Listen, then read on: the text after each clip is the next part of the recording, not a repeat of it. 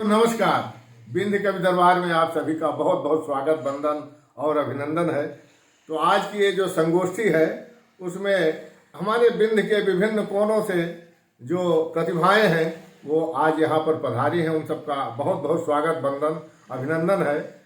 लाल गांव की माटी से हमारे बीच में डॉक्टर आशीष खरे जी हैं जो नई गढ़ी में सेवाएं देते हैं और डॉक्टर का और मरीज का बड़ा ही पावन रिश्ता होता है कि दर्द जब कोई भी सताता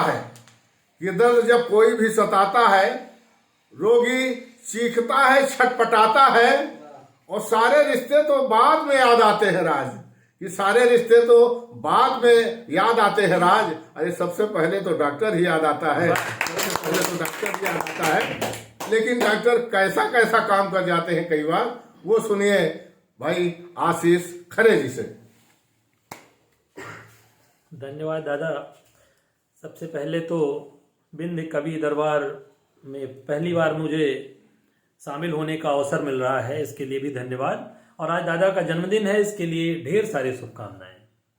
दादा ने मुझे डॉक्टर कहा। मैं एक्चुअली पेशे से डॉक्टर नहीं हूँ, मैं एक डॉक्टर मतलब स्वास्थ्य विभाग में बहुत छोटे पद पर हूँ, पर सेवा देता हूँ।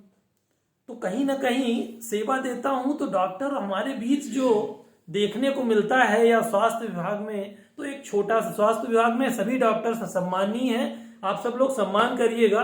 कभी त्रुटियां रह जाती हैं, उन त्रुटियों को हम कभी लोग जो है वो उसको छूने का प्रयास करते हैं, वो आप तक रखना चाहते हैं। 99% हमारे डॉक्टर साहब पूजनीय। स्वागत कि एक दिन मैं डॉक्टर को दिखाने पहुंच गया और दिखाना क्या था, बस पर्चा लिखाने पहुंच गया। आजकल डॉक्टर साहब लोग बड़े बड़े पर्चे लिखते हैं, डॉक्टर लोग मरीज कम और पर्चे ज्यादा देखते हैं। कि एक दिन मैं डॉक्टर को दिखाने पहुंच गया और दिखाना क्या था, बस पर्चा लिखाने पहुंच गया। और पहुंचते ही हमने उनकी डोरबेल बजाई और डॉक्टर तो नहीं, श्रीमती जी बाहर निकल आई। आते ही पूछा तुम्हें क्या हो गया था। मैं जवाब कुछ दे ना सका, तब तक मेरा सब कुछ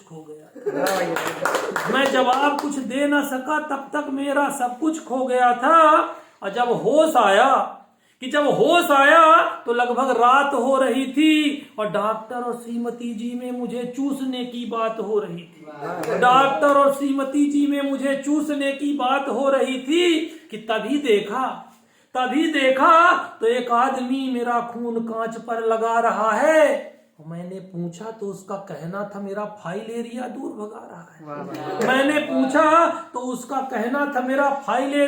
भगा रहा है। मैंने कहा मुझे फाइल एरिया नहीं, बस मधुमक्खी ने है काटा। और इतना सुनते ही डॉक्टर ने मुझे बड़े जोर से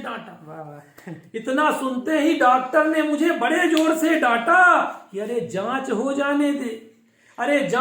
जाने दे नहीं तू मरेगा। और एक्सरे और सोनोग्राफी जो हुई है उसका पैसा क्या मेरा बाप भरेगा।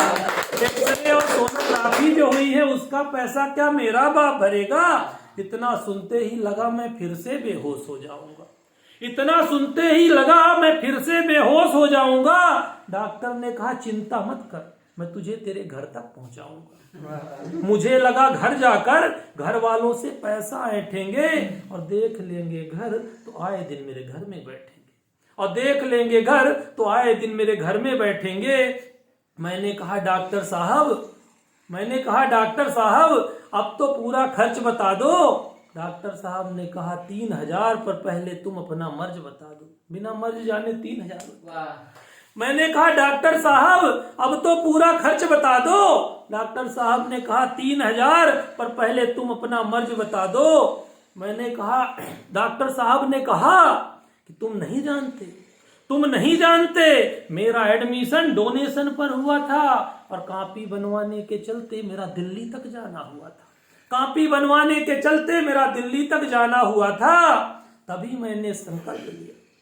तभी मैंने कहा डॉक्टर साहब अब तो आपकी यात्रा सूल हो गई और मुझे मधुमक्खी ने काटा था, आपके यहाँ आने की भूल हो गई। तभी मैंने संकल्प लिया तभी मैंने संकल्प लिया कि अब किसी को नहीं दिखाऊंगा, और मधुमक्खी के छत्ते के पास जाने की बात तो दूर, घर में रखी शहद भी नहीं खाऊंगा। घर में रखी शहद भी नहीं